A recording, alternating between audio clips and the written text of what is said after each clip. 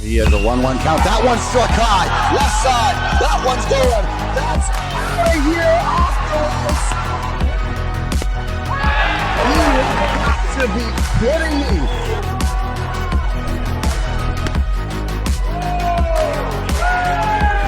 Fireworks. And here you go.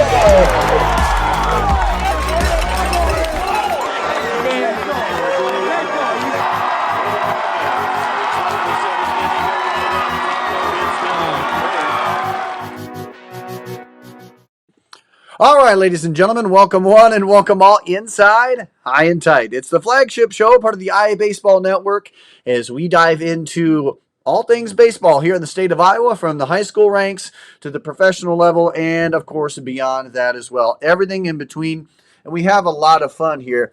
If you're new to the show, I'm Andrew Brown, one of the hosts here, helping to bring you through some of the big things that happened throughout the course of baseball in Iowa.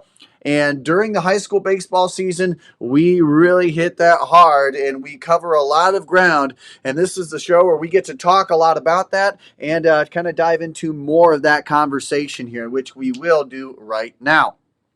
How this show works is, first and foremost, we'll be taking a look at our performance of the week. Who wins performance of the week as voted on by you, the fans, and of course some other big highlighted things that come through as well. Some other big highlighted performances, I should say, and a whole lot more. Plus some big news and anything else that comes through the mix, and a lot of times your chance to add in on the conversation. What are your thoughts? What are you thinking? What more needs to be said? And anything in between. So make sure to hit us up, iabaseball1@gmail.com. Again, that's iabaseball1. I'll put it up here for you. iabaseball, the number 1@gmail.com. And this is the great chance for you to get in on anything, including performance of the week candidate. Great place to email it here. If you could provide some type of photo and, of course, the stats for either the week or a specific game that really, really stood out to you. We want to highlight every single one of them. So without further ado, let's first dive into some big news that has came across here, more so from the overall sports side of things, but does impact baseball as well. If you haven't heard already, hold on, that will be for next. If you haven't heard already, it's a new look for the Little Hawkeye Conference coming on up through the beginning 26-27 school season. And it will include a few new names. As you can see there, the ones in yellow highlighted in Ames and Des Moines Christian, they will be moving on from their respective conferences into the Little Hawkeye. And this is what we're going to see right here. They will be joining the ranks. Again, Grinnell was part of this conference. They exited. And, of course, what did the Little Hawkeye do? Bring in two more dynamic teams. Ames has had some really big push in their athletics here the last 5 or so years. They've been very dynamic, especially on the baseball side of things. Very fun to watch. And, of course, Des Moines Christian, we've always known what they've been able to do. And they get the chance here, again, starting the 26-27 school year, to be rocking it in the Little Hawkeye Conference. So, again, that is a fun thing there. Again, a cool thing. If you want to check out what we got on it on Instagram, make sure to check that out on our Instagram page, IA Sports there. And a big thing here for you that I want to get ahead and shout out here before we get to our performance of the week. And that includes a look at umpires. I got to say, first and foremost, give them a little bit of slack here. I know that sometimes there may be some egregious calls. And look, I am all for, if there is a bad call made, let them have it. But within reason and within context. Don't make it so negative. Don't make the experience that bad for them, because in the end, they can choose not to come back. And in the end, we can have JV games, 9th grade games, 8th grade games, all canceled because we can't have enough umpires to fill those games.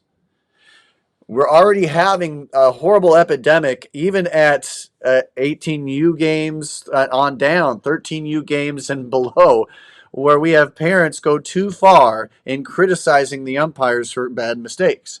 again, I'm all for giving them a little gruff when they make a mistake, but understand they're still human, and it's still an element to the game.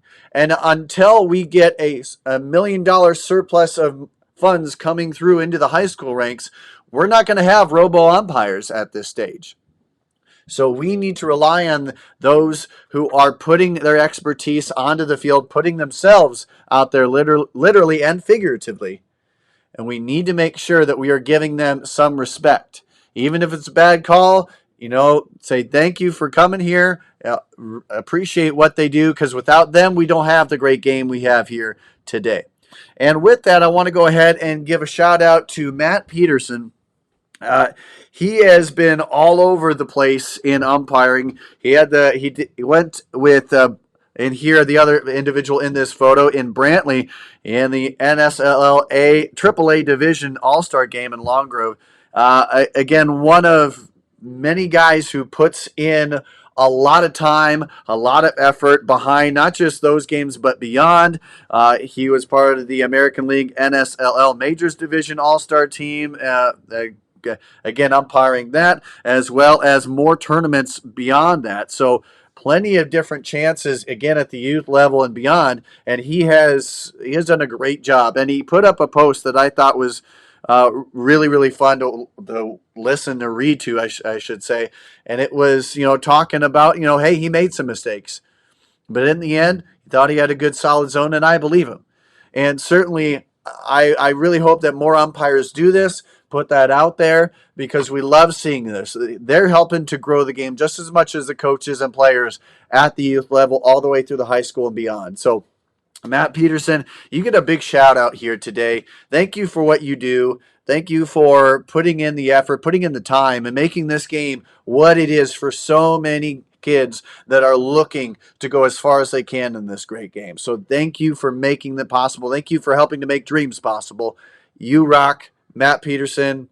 You get a big shout out, honorable mention of the day. So again, please be nice to all your umpires out there. But for right now, ladies and gentlemen, let's get into it. Our performance of the week. Performance. Now, this could be a couple games, a string of games, one game.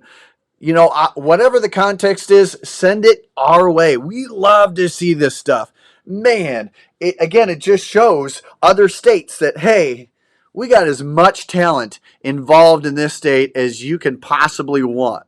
So, again, give us as much highlights as you can, because that's organic. That's the way we want to do it. So let's go ahead and first let's kick things off by taking a look at our first nominee in Brady Weber. Again, you can't get much better than this. Four innings pitched, 10 Ks. Also had a home run to boot. How can you get much better? West Branch, solid program.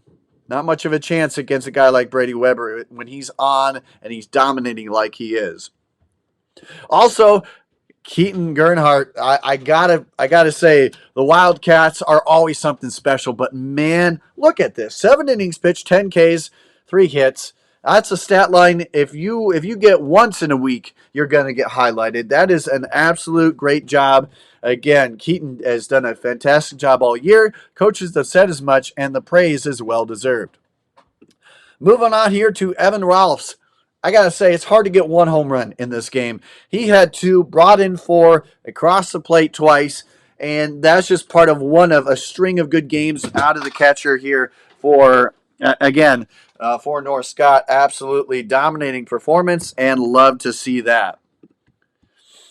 And, of course, moving on there, Colin Bauer versus Southwest Valley. Again, we go down the train, you get 2 home runs. That's something special. He left the yard twice, and he deserves a recognition here. And, of course, moving along, speaking of the home run train, this guy we know very well, Colin Homan out of Remsen St. Mary's. And against Bishop Heelan, in which they took down the Crusaders, he did everything and more. He went the full 7 innings. He struck out 11. And you know what happens? Go ahead and hits a couple dingers in the process. That's how you get on the mark, whether you're nominated or not, for sure. Absolutely stellar performance. And, of course, can't go without mentioning Tayton Gray versus Central DeWitt. with the home run club keeps going and going and going. 3 long balls in this one. He just could not be stopped. The Oregon State commit drove in 4 runs. And again, those 3 hits were for home runs. So that is something special when you get to go ahead and have that kind of a performance for sure. And of course, Will Litton, I think, goes up against a huge squad in Wilton. Again, a historically good squad. And what does he do? Just blanks them. You know what? Goes out and has a perfect game. Did not give up a single hit. Struck out 15 in those 7 innings. Again, you only get 21 outs to work with, so 6 of them not coming by way of strikeout. That's impressive. Very, very fun to see. And speaking about the, hey, let's just hit home run club, it's Cole McKay versus Iowa Valley. He only had 2 hits. But let me say that both of them were home runs. A pair of home runs, bringing in 6. I mean, you can't get much better. His weak stats were actually pretty good with that. Again, he ended up with a grand slam against Iowa Valley, which is part of that as well. So I should also say one of those hits was a grand slam to bring in 4, and of course another home run in that same mark as well. So again, that was a heck of an outing from him. And again, love to see that as well. And of course, we talk about the home run club, which we have already established in this week, but we've got to recognize the pure perfection that we get to see on the mound. And I want to go ahead as I scroll through my notes and bring that up here. But I got to give a big shout out here to Carson Costello with a perfect game. 5 innings, struck out 11, and you just can't. And in the end, going a perfect 6 for 6. That is something that you just don't get anywhere else. Hudson, obviously, we've known them to be a strong squad, but they could not stop Costello. They couldn't, whether he was at the plate, again, 6 for 6, or went ahead and threw 5 perfect innings and 11 strikeouts. And again, ended that one early. That was a heck of a performance by Carson Costello. And then, of course, moving on here as well, we talk about unworldly performances. Brooks McCarty, at this point, I don't think he's human, because he goes ahead and just does things that wow us every single time. Again, for a top 15 ranked team in MOC Floyd Valley, Brooks McCarty, 6 innings pitched, 13 Ks. Sioux Center is a very good up and coming squad, and he made them look silly. No hits in that game. Absolutely, we love no hitters, and he provided that yet again for us this week. And one other thing I got to go with, can't go without mentioning here, is the great performance here put on by Braden Bozema. He ended up with a home run in that. He had a couple doubles as well against Newell Fonda. He drove in 2. You just can't get any better than that. He had an absolute stellar performance, and that goes across the entire season so far. He has just been on par with that. As I go ahead and bring up my notes with this as well, bring it up here.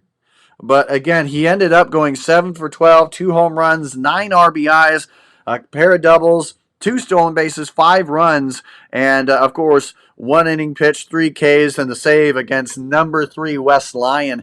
What an absolute performance for the week that he ended up having. But again, Newell Fonda had a pretty spectacular game there. A home run, 2 doubles, 2 runs driven in. Again, what a week from him. And then, of course, can't go without mentioning as well our final mark in Will Hansen versus Edgewood Colesburg. 5 innings pitched, 14 Ks, added a hit in the mix there as well. And, of course, again, this was all voted on by you guys, the fans. And so we're going to go ahead and give that reveal here as we take a look at everybody. Again, we appreciate everybody who put their thoughts in. And now we're going to go ahead and give our official winner for performance of the week. The voted winner is Will Hansen. Will Hansen is our winner here. Again, 5 innings pitched, 14 Ks, a phenomenal outing from him. And he gets our Performance of the Week winner, powered by Casmium Sports. Make sure to check out what they can do for your sports and your stats at CasmiumSports.com. All right. Again, also want to give some more shout outs here as we continue to rock on and roll through. Got to give a shout out to, again, Carson Loggy. Fantastic outing from him. Another North Scott product. He absolutely balled out. 2 for 4 with a home run, a triple, 3 runs driven in, 3 runs scored, and a stolen base mark as well. He did that in game 1 against Clear Creek Amana. That was an absolute stellar outing out of him. He gets a guy that I need to look at going forward. So he's a need to look at mark right there. And then, of course, got to give a shout out to Joaquin Northwest. You know, in the end, they don't score a whole lot of runs across last week, but they end up putting up a phenomenal performance defensively and just enough offensively to take down then number 1 Joaquin. Absolutely did a stellar job, and I love what Coach Heinen and the coaching staff there, what they're doing. You know, that is huge, and that, you know, Waukee came off of a big win against Johnston, and they had the momentum coming into there, and a great job there in that version of the Civil War, I should say, taking down number 1 at the time, Waukee. So Waukee Northwest, a big shout out there. And then I got to give an honorable mention performance here to Colin McClintock versus Wahlert. The Prairie product ended up, here's his 2 games against the Golden Eagles, a premier 3A team. He ended up with 3 for 5 with a home run, 7 runs driven in that game 1. Turns around in game 2. What does he do? He has 4 for 4, perfect on the game, 6 runs driven in. Absolute stellar from McClintock. He earns again honorable mention of the week. And then, of course, along with the perfect game by Costello, I want to give a shout out here to Baxter Bolt Baseball here. And I want to give a shout out to Colton Moffitt as he went the distance, giving up just 2 hits and tying a school record with 15 strikeouts. You know that you are in the history books forever here, Mr. Moffitt. You've done a fantastic job. He earns an honorable mention there as well. Love seeing that. He, again, pitching dominance at its finest. And, of course, Colby Paulson, 8th grader at Galen Catholic. Again, shout out to the War Eagle Conference and Mr. Paulson. 4 innings against Hartley Melvin Sanborn. 10 Ks, 2 hits allowed, no runs, and they win 11-0 as well. Colton Boo out of North Polk. We saw him earlier this year. Loved what he did. He ended up with 84-pitch complete game against a very talented team in Bondurant-Farrar. Gave up 4 hits, no earned runs. Gave up just 1 walk, 5 Ks in the process. He was absolutely stellar in that mark as well. And then, of course, got to give a shout out here as well to Judd Jarofsky. I'm so sorry if I mispronounced that here. Out of Grundy Center. 7 innings pitched, 2 hits, 0 walks, 15K. Phenomenal there. Went 1 for 2. Again, a 750 on base percentage, which on base plus slugging, I believe, is what he had. 1 run, 1 stolen base in that entire mark. Again, great week for him as he rocked it. And then out of Akron Westfield, Will Hartman against the at the time undefeated Marcus Meriden Claycorn. 7 innings pitched, 12 strikeouts. Huge mark for him. Did not give up a single walk. He went 2 for 4 with a double and brought in 2 runs in the process in that battle, again, against MMCRU. And again, those are some other shout-outs here, once again, brought to you by Casmium Sports and Insolites.com. Make sure to check out what they have going on for you at Insolites.com today. And, of course, as we go along, there are so many great things that we get to see across our time here. So many really good moments. And thank you for sending in a few of those, because it is now time for us to dive into our segment that we like to call Amazing Scene this week. So let's take a look at some of your videos.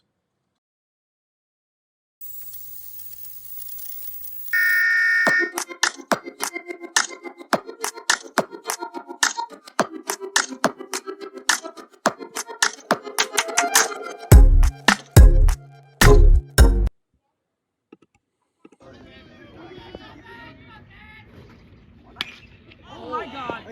That's out! That's out! That's out! Wow! Yeah!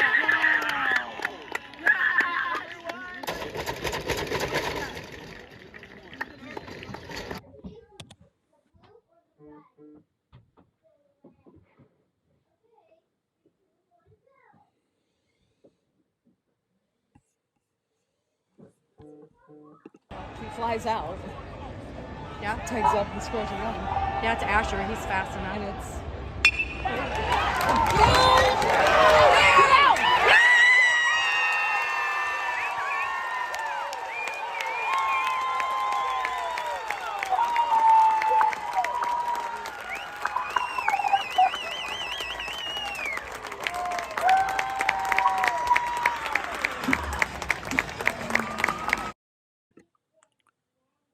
Again, that was a heck of a performance. Really love to see that. Again, as we bring you into the studio here, my wonderful backdrop that I have a lot of fun with here. But again, this is always a fun chance that we get to do this, and the fact that you bring in your great videos for amazing scene this week. Once again, brought to you by RDA Financial and Insulates at insulates.com. The LED flashing insulated light that you can see from up to half a mile or more away. The first video you saw, Connor Soseby with a one of two home runs that just you knew instantly as it left. Love the commentary behind there. Love the energy. That makes it so much better. I love to hear that. Thank you guys for providing the energy behind the camera and all the great action in front of it. And then, of course, the middle video was Blake Davis. And again, I showed that because, man, did that seem like it had wings and a rocket behind it. That was fast out of here. And again, that was really, really fun to watch. And of course, maybe one of the bigger highlights of the week from a major league ballpark, you just don't get to play in it very often as a high school athlete. And the fact that Indianola, Bettendorf got the chance to do that, what a phenomenal time that was and a great experience. And in the end, we got fireworks and a lot of flashing of the leather and of the bat.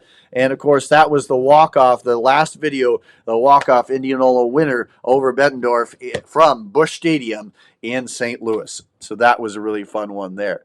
So again, that was amazing scene this week. Please go ahead and give us your amazing videos seen this week. Let us see exactly what happened, all the great stuff that has taken place across the week that was. And of course, continue to get those in.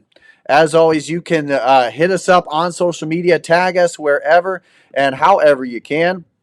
Plus, like we mentioned earlier, you can also email it, rockfin.com/iabaseball, or however else you can get in front of us includes iabaseball, the number 1 at gmail.com. I'm putting that up there for you. You can go ahead and email us right there. All your stats, videos, and more as well. Another way to get in touch with us right there.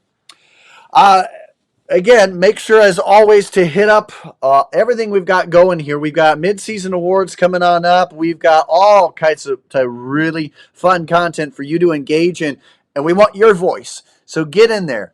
Get your thoughts and more, including the conversation of what do you think? Baseball in Iowa, should it remain in the summer? Should it move to the spring? What are your thoughts? Hit us up, iabaseball1 at gmail.com, or you can hit us up on social media. We want to have the conversation with you, so make sure to get that there as soon as possible. So now, ladies and gentlemen, we're winding down this part of our show. Again, as always, the show brought to you in part by the Log Cabin Greek Steakhouse in Galena, Illinois, helping to bring that. And of course, Insulates at insulates.com and RDA Financial. As always, you can check out the great folks at RDA Financial. by hitting them up again for all the money thoughts, money conversations. They are personalized, innovative solutions for you. So, hey, let them worry about that side, and you can worry about baseball, right? It's simple. Check them out, rdafinancial.com. You won't be disappointed. And of course, Casmium Sports brings us our performance of the week, our stats all across the 2025 season. And check them out, what they can do for you and your program and beyond. So again, stats galore. This is what this company does, and far more than that. So check them out and see what they're about. So again, as we wrap things up, we had the chance earlier this year to catch up with someone who made one of the most iconic baseball movies that there has ever been or ever will be. We all remember the great movie, The Sandlot, the original, the number one, and the timeless movie that it has become. I got the chance to sit down with the one and only former Mason City star himself, again, Carter Thomas, to catch up with the man, the myth, the legend behind the Sandlot movie, David Mickey Evans. And I got the chance to catch up on all things that made that movie great. From the iconic 4th of July scene to what it was like to work with kids at the time and dogs together. The chase scene in particular, that's a fun conversation that we had.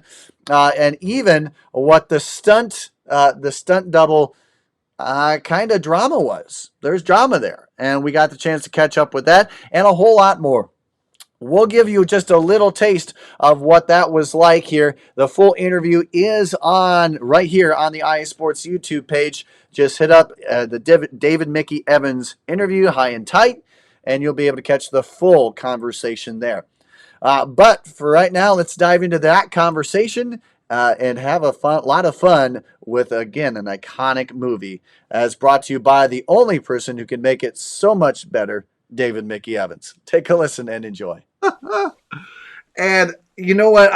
As we talk about like these moments here, Mr. Evans, these iconic, these moments that will never leave now our heads as well, and hopefully everyone listening, I got to ask too.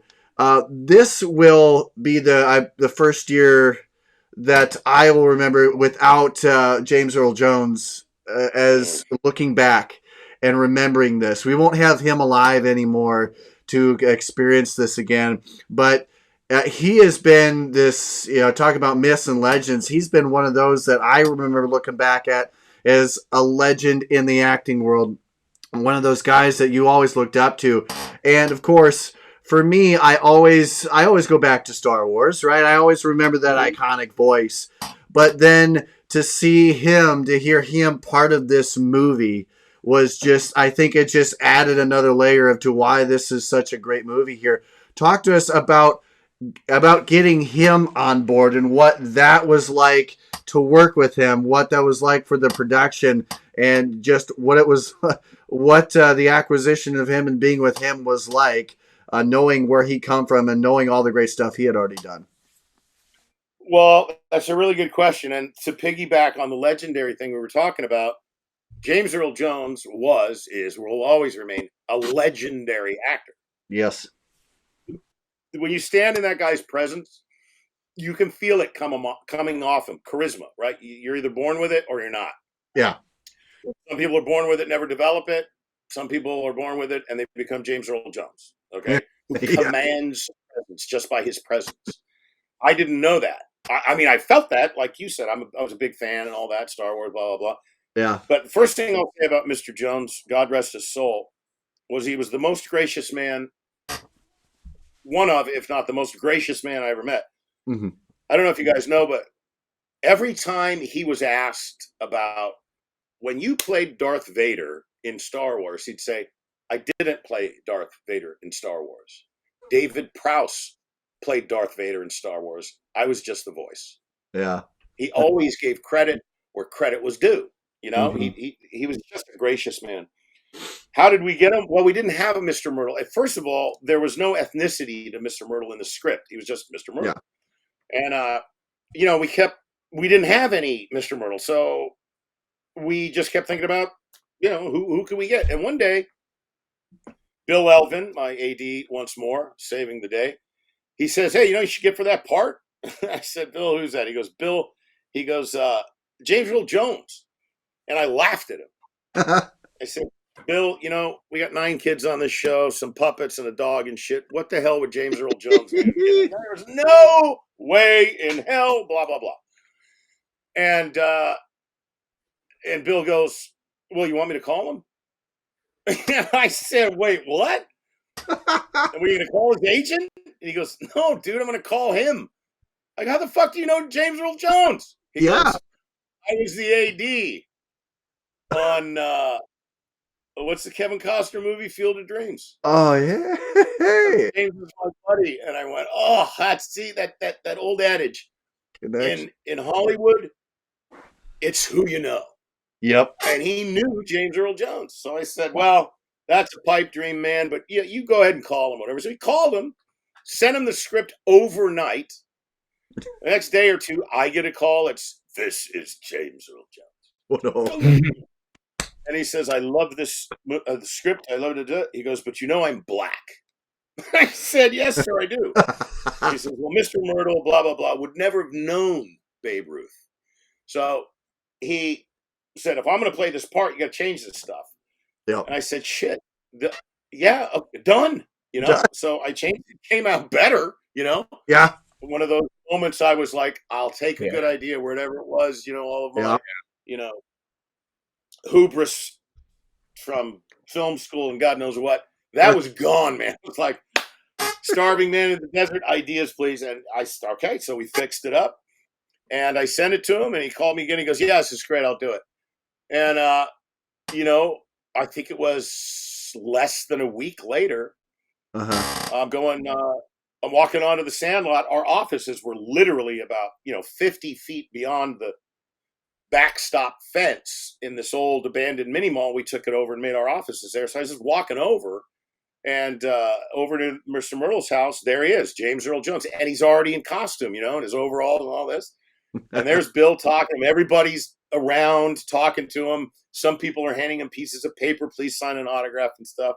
So I walk over and I'm, Bill's still talking and such. And suddenly, Mr. Jones has no idea who I am. Just this guy standing there. And he says, "Bill, where's the director?" And Bill goes, "Oh, he's right here. David, come here."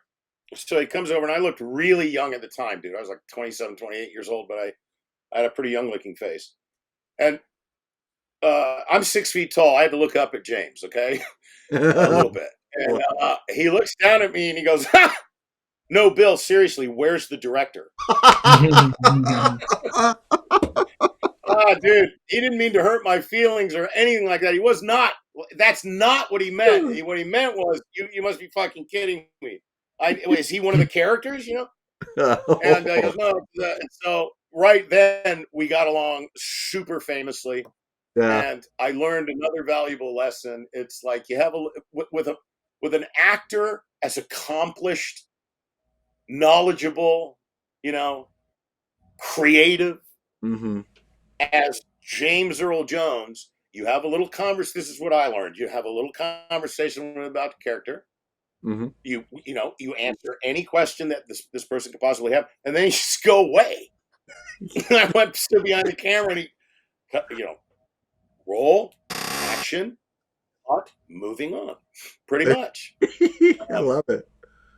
And I'll tell you one more funny one is before that. No, at lunch, I believe it was. It might have been breakfast. It might have been breakfast. No, maybe it was lunch. Anyway, James is sitting by himself at a little plastic table or whatever in the awning, having his lunch. It might have been oatmeal with raisins, I think. And he's sitting there, and all the guys, the Sandlot crew, are across the street doing this. And you can see him elbowing, and what they're doing is, they're trying to make one of them go over there and get an autograph or something. They can't do it. They're too scared or embarrassed or overwhelmed, maybe.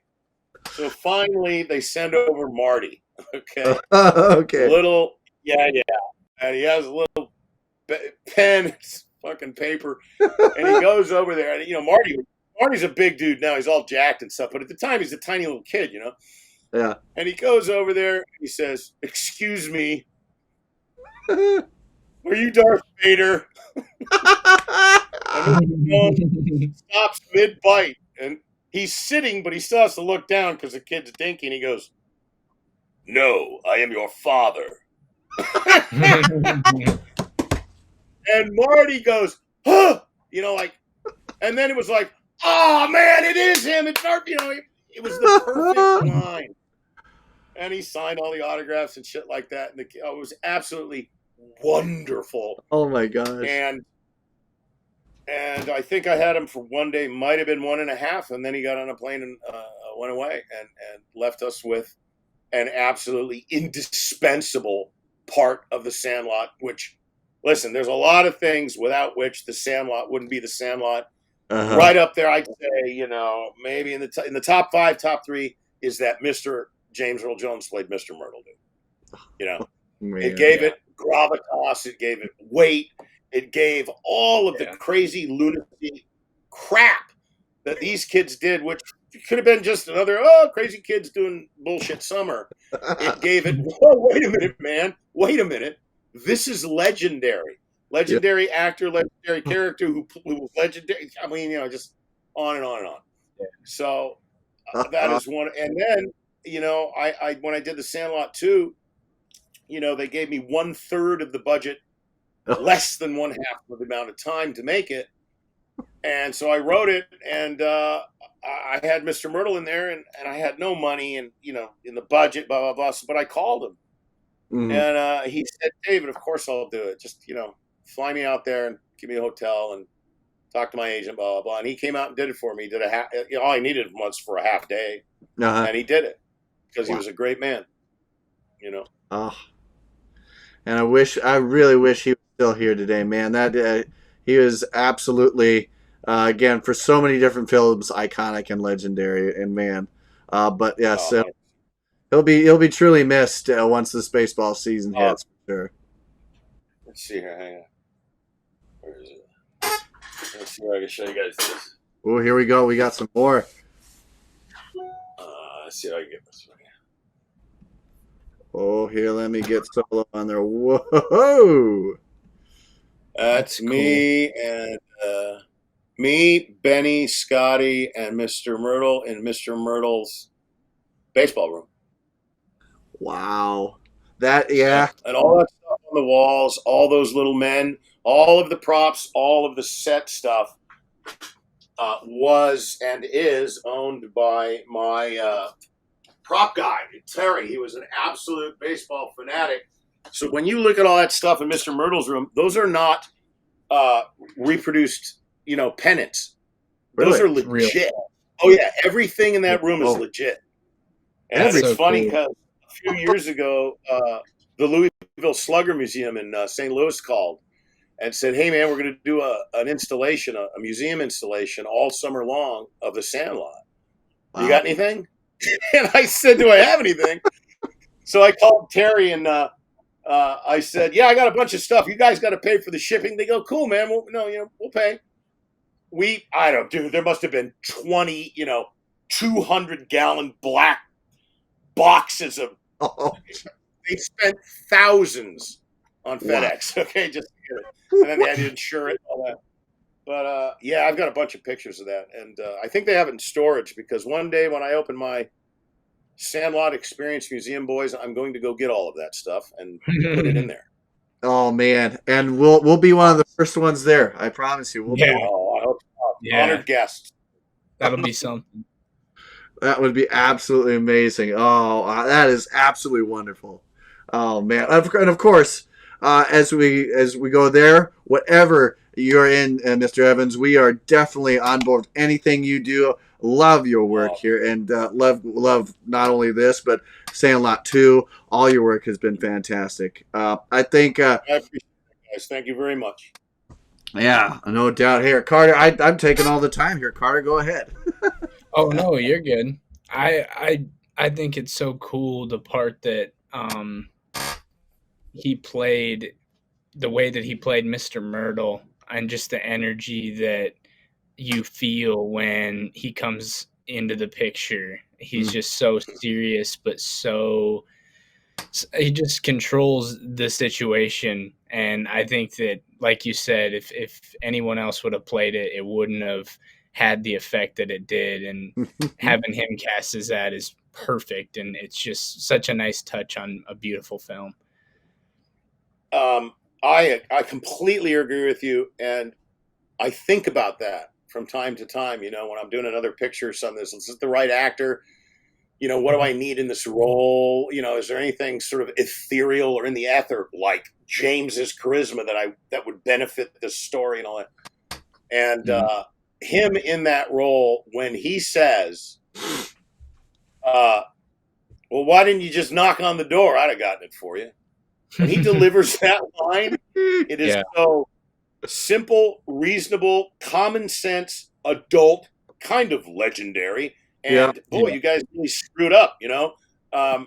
It just takes all those kids and they all look at Squints, who's like, and it's like, it wasn't my idea, it was his idea.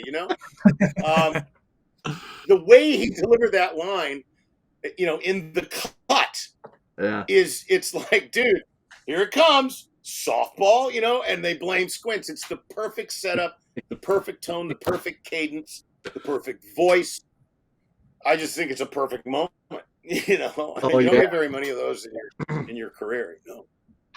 Yeah, I'm in full agreement. That's definitely the line I was thinking of when I made that comment. That he just, the way he says it, you're just like, oh, that's perfect. And like you said, they just start pointing fingers at each other, like, oh, we could have done this, we could have done that. Like, there's so many other ways we could have done this than trying to break into his, yard or whatever. It's also, I mean, look, for all the semiology that's in this movie, Benny jumping that fence is supposed to be Benny taking his first step into adulthood, right? Mm-hmm.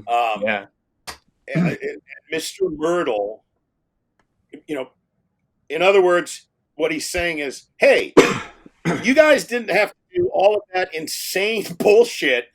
Why did you make this infinitely more complicated than it possibly was? Well, the answer is because they're kids. Yeah. Yeah. And that's the point of the movie, is that they're kids and the world to them is but then when, we all have that moment, God knows what it was for us. Mm-hmm. I mean, I can point to mine, but in your mind, you know what it is, where it's like, all right, I'm not a kid anymore. There's that moment. Maybe it's a series of moments. Some people maybe over a little while, but a lot of people, there's this moment, and that's that moment for them. And it needed to just be perfect. And he made it perfect. So, again, deeply grateful, And again, I think a lot of us deeply grateful just for every moment he brought to the table. And again, this movie has been absolutely stellar. And again, ladies and gentlemen, David Mickey Evans of the Sandlot, creator, who have made this iconic movie. We're talking with him about how it all happened, everything in between, and more. If you missed anything, make sure to check it out. Again, across YouTube, all our different channels as well. But again, this is brought to you in part by the great folks at Log Cabin Greek Steakhouse. You got to check them out today in Galena, Illinois. A hop, skip, and a jump here from where I am, where Carter is, and certainly it's a fun time, so make sure you check that out.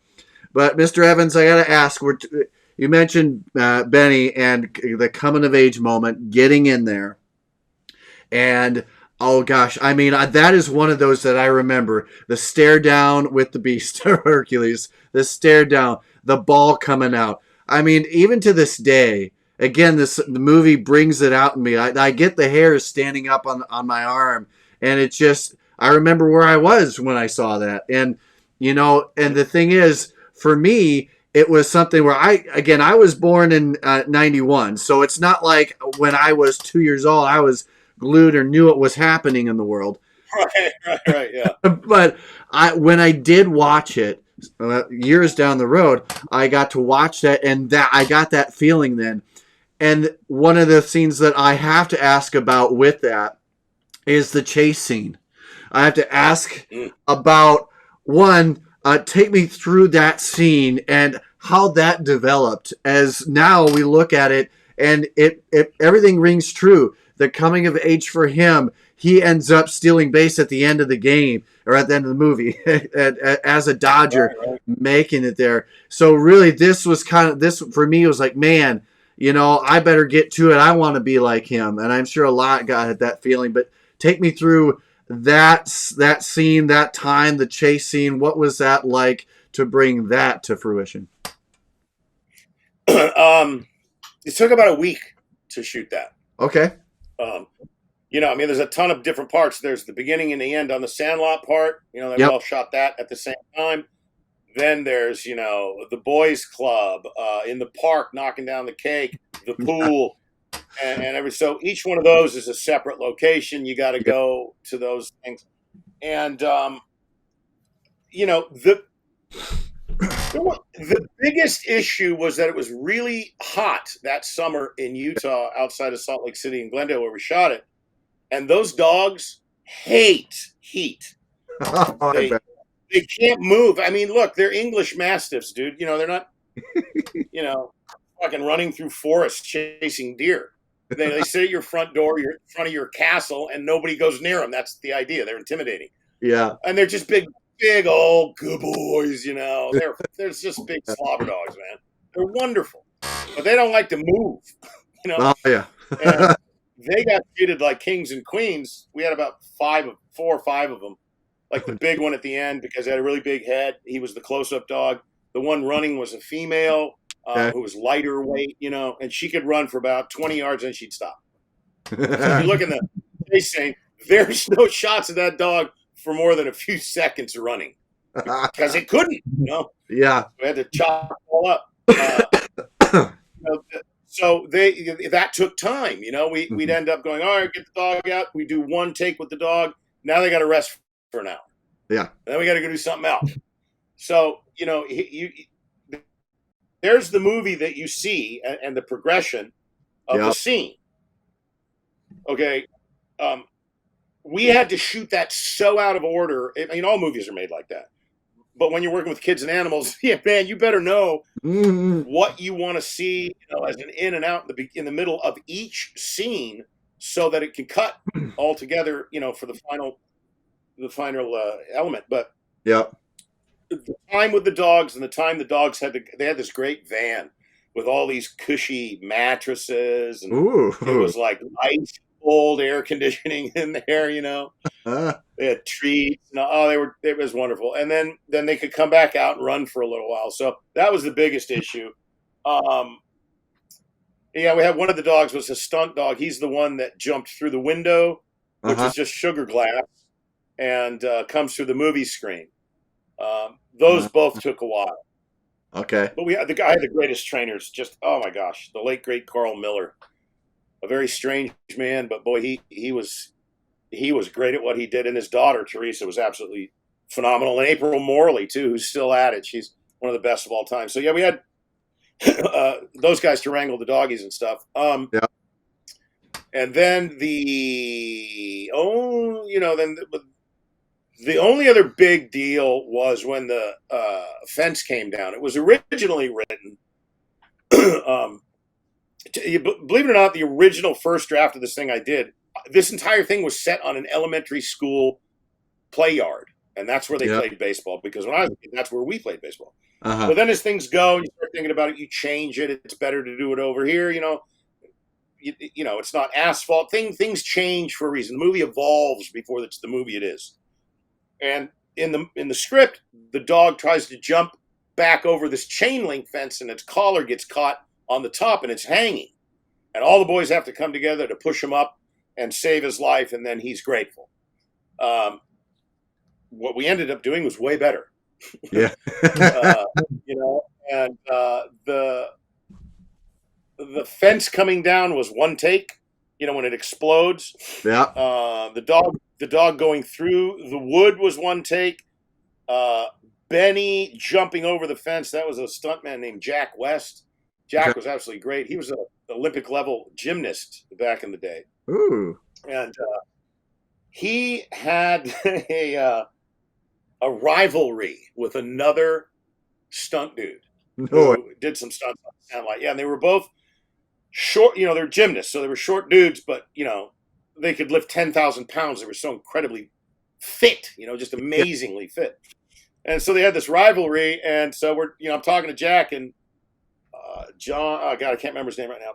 The stunt guy in charge, the stunt master, and we're talking. Well, all right, he has to go up this fence and jump over. How tall is the fence? He's doing measurements of. All right, Jack, you got to jump up. If you get 12 feet in the air and then scramble and then fall flat on your back on the ground. Oh. And Jack was like, man, can we dig, can we do a thing? And what they mean is when they're trying to do stuff, when they usually do like stuff in movies, the old school way is you dig a big hole, you put a bunch of cardboard boxes in there and cover them up with dirt. So when he hits, it looks like he's hitting the ground, but he's not breaking his back. Yeah. But we couldn't do that. So I had to do it with no boxes. And he was sketchy about it, man. Okay. He was like, I don't know, man. That's going to hurt, And I'm like, look. And the prop master, not the prop master, the guy in charge of stunts says, really, Jack? You don't want to do that? Terry will do it. It's the other stunt dude. And Jack goes, fuck you, I'm doing it. And he did it, man. He went back, he ran, and everything you see there is all Jack West, 12 feet in the air, falling on his back in a full prone position on solid dirt. And he didn't get up for about 15 minutes. He lost all the air out of himself. It was a guy on the ground. You're pulling him up by the belt to get the lungs, But I'm pretty sure after he got his breath, he goes, did you get it? Yeah, man, we got it. You have to do it again. It was awesome. It was great. Yeah. Oh. So that's that's pretty much the chase scene. And I'll tell you what, when we were really it was nail biting time. Was we only had one giant cake, and if we dropped it or it didn't work, and we were never going to be able to go back and get another big cake. So we made do and we got it done.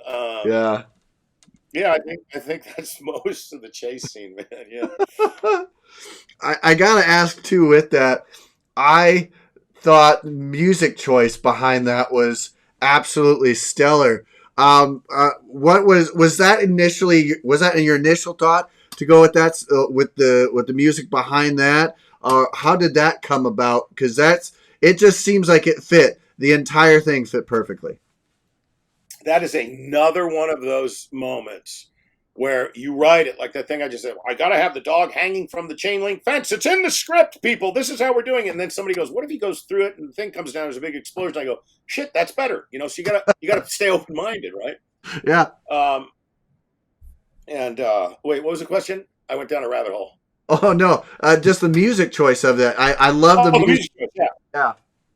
Yeah. So when we were writing it and stuff, I said, "Dude, there's only one song that goes in here, Wooly Bully by Sam the Sham and the Pharaohs." Yeah. Bully, that, and it's got that kind of pace, where that's kind of like how those dogs run and stuff. And I always had that in my head. Well, whoever was, had the rights to that, asked for some ungodly amount of money that we didn't have.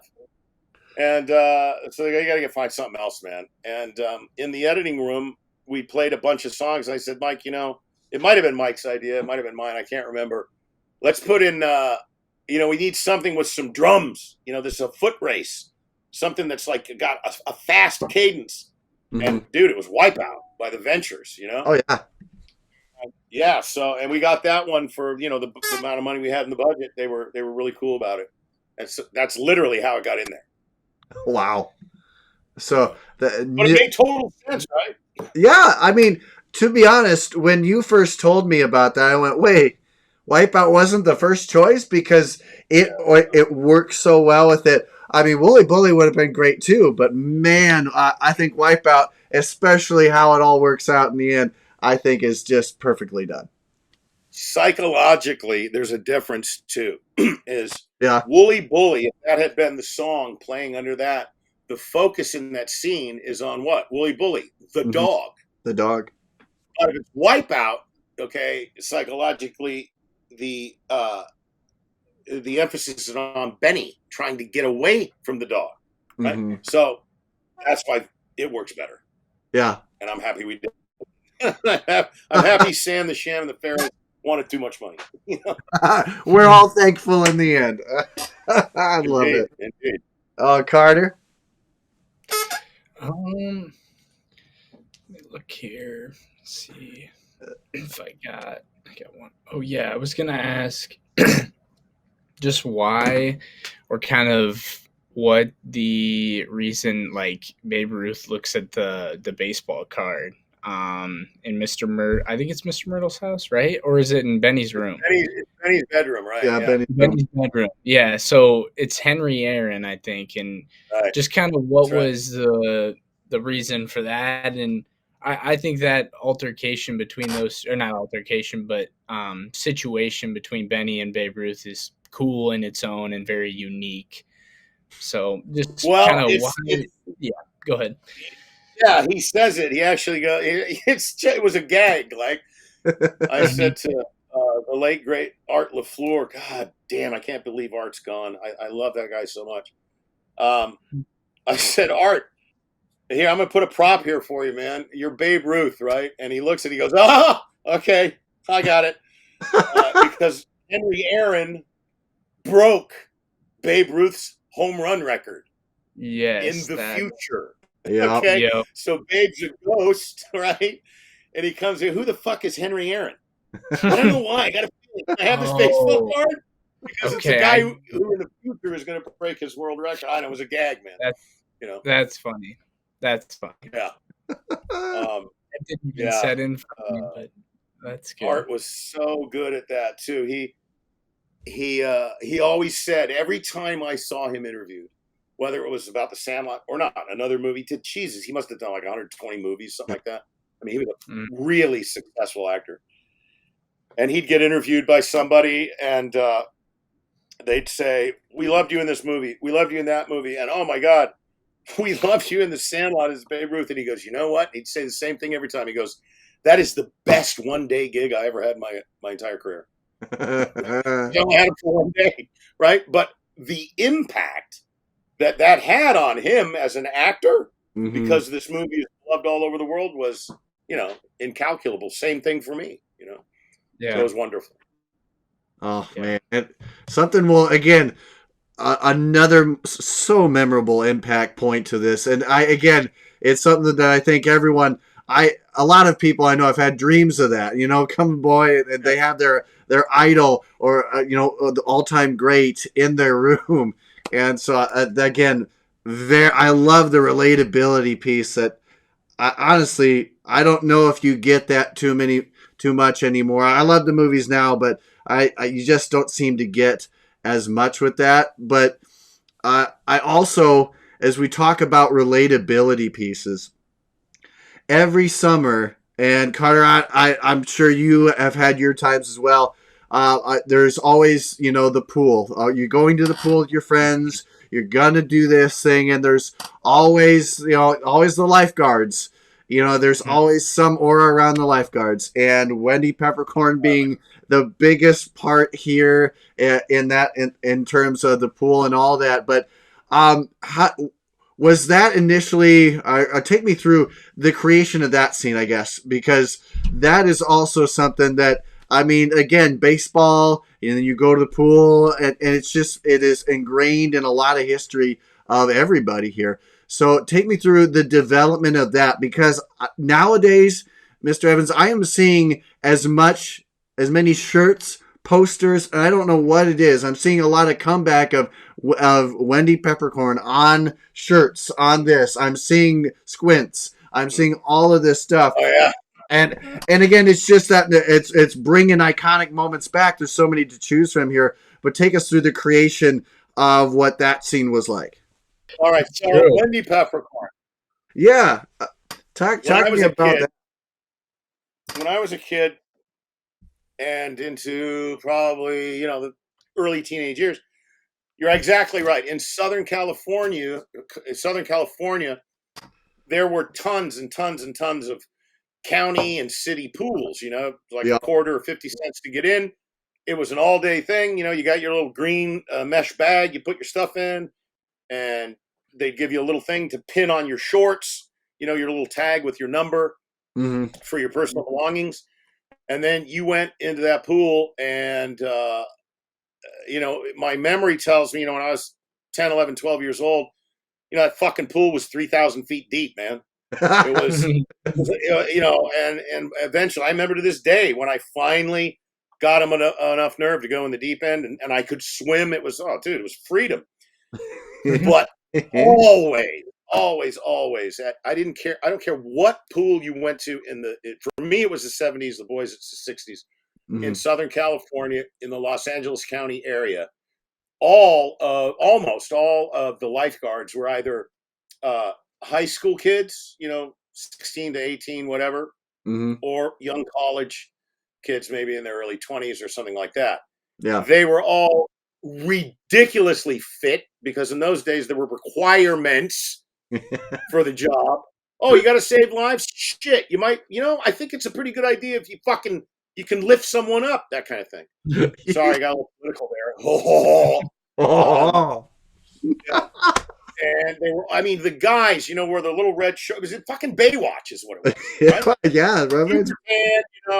And everybody they were like gods and goddesses, man, to us little scrawny poor kids, And there was just one, okay.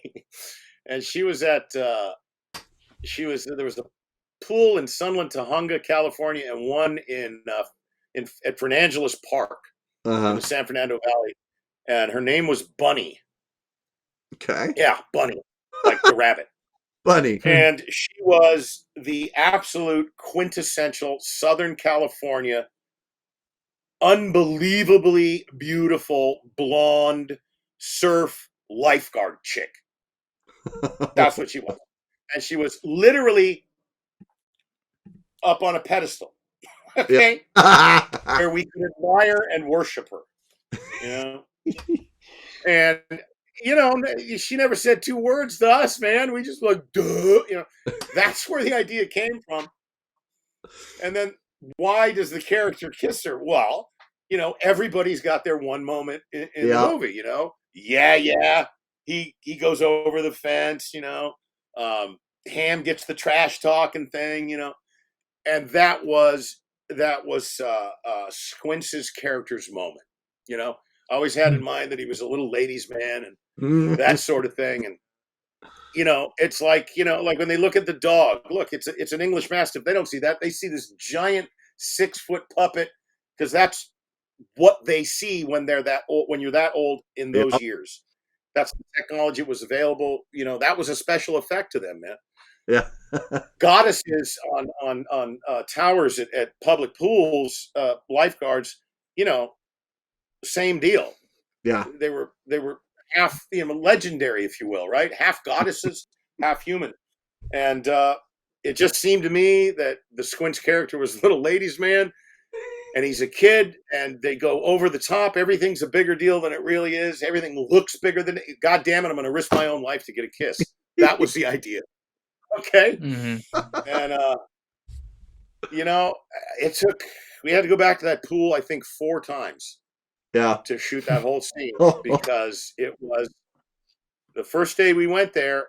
It went from like 112 to like 60, and that water that we had to shoot, the water was like 54, 56, 58 degrees, something like that. It was pretty cold. Yeah. To swim in. And if you look in the scene, where it's down at water level, and there's Squints going, there she is, blah blah blah. If you look at his mouth in that scene, his teeth are chattering. I've noticed that because he's freezing his ass off. Yeah. So anyway, that's the way that came. And hang on one second. And then we needed to find Wendy. Yeah.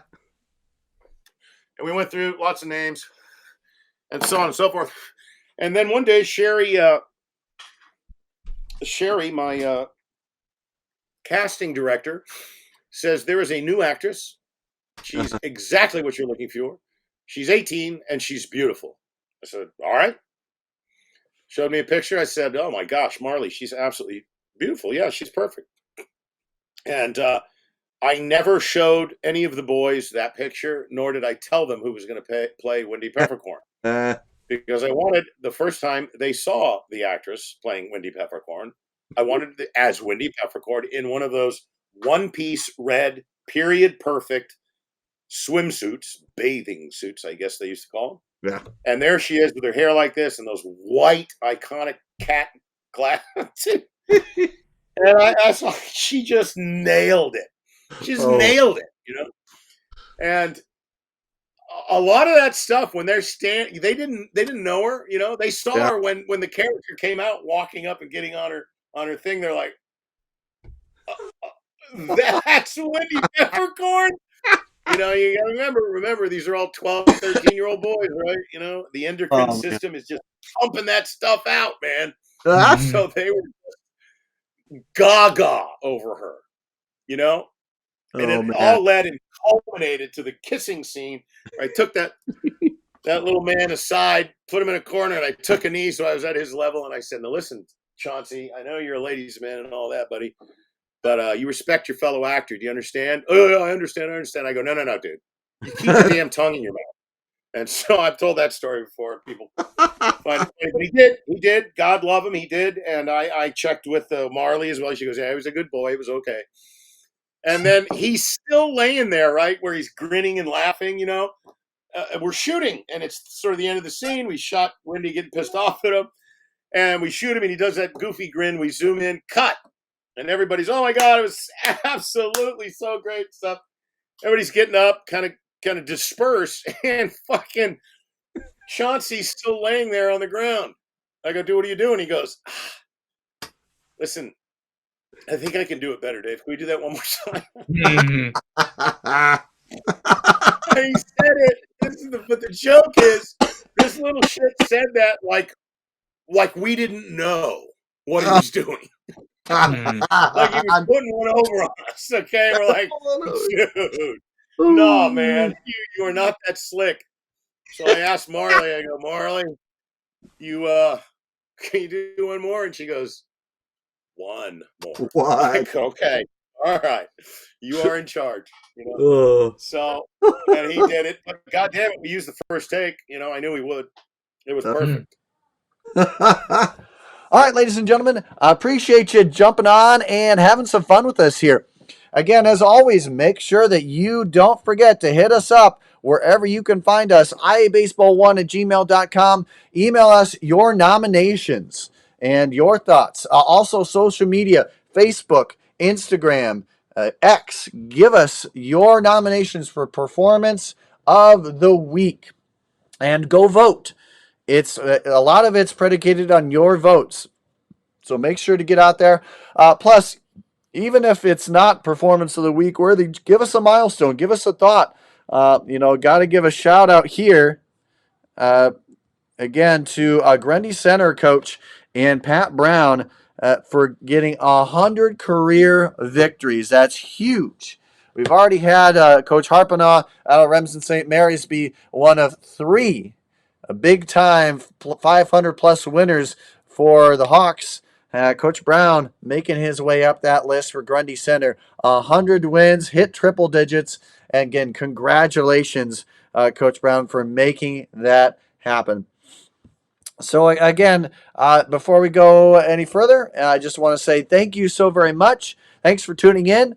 Be safe. Be respectful to the umpires, coaches, and players. They make this great game possible here in the state of Iowa. So until we see each other next time, ladies and gentlemen, stay safe on the base pass. Thanks again.